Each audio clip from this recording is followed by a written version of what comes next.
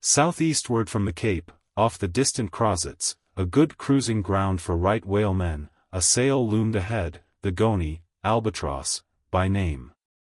As she slowly drew nigh, from my lofty perch at the foremast head, I had a good view of that sight so remarkable to a tyro in the far ocean fisheries, a whaler at sea, and long absent from home. As if the waves had been fullers, this craft was bleached like the skeleton of a stranded walrus. All down her sides, this spectral appearance was traced with long channels of reddened rust, while all her spars and her rigging were like the thick branches of trees furred over with hoarfrost. Only her lower sails were set.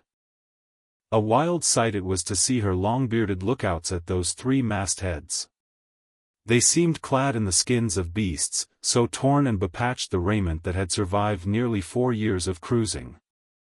Standing in iron hoops nailed to the mast, they swayed and swung over a fathomless sea, and though, when the ship slowly glided close under our stern, we 6 men in the air came so nigh to each other that we might almost have leaped from the mastheads of one ship to those of the other, yet, those forlorn-looking fishermen, mildly eyeing us as they passed, said not one word to our own lookouts, while the quarter-deck hail was being heard from below.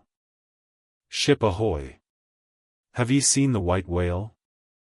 But as the strange captain, leaning over the pallid bulwarks, was in the act of putting his trumpet to his mouth, it somehow fell from his hand into the sea, and the wind now rising amain, he in vain strove to make himself heard without it.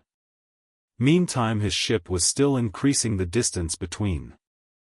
While in various silent ways the seamen of the Pequod were evincing their observance of this ominous incident at the first mere mention of the white whale's name to another ship, Ahab for a moment paused.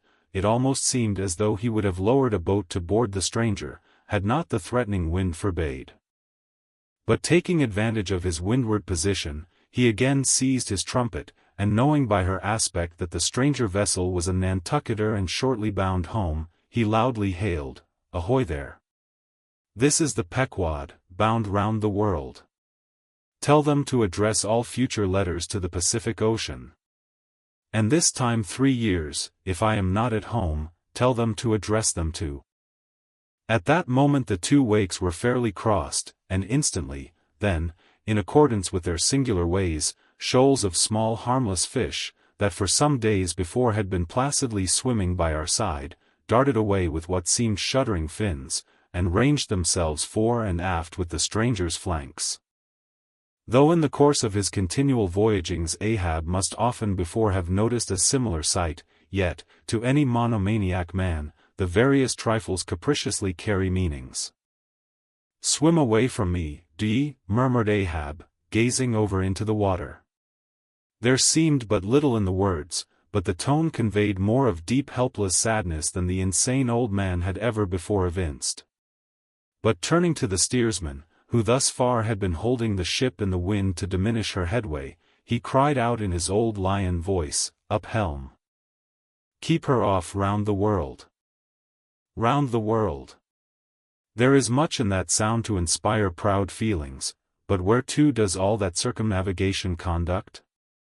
Only through numberless perils to the very point whence we started, where those that we left behind secure, were all the time before us. Were this world an endless plain, and by sailing eastward we could forever reach new distances, and discover sights more sweet and strange than any Cyclades or islands of King Solomon, then there were promise in the voyage. But in pursuit of those far mysteries we dream of, or in tormented chase of that demon phantom that, some time or other, swims before all human hearts, while chasing such over this round globe, they either lead us on in barren mazes or midway leave us whelmed.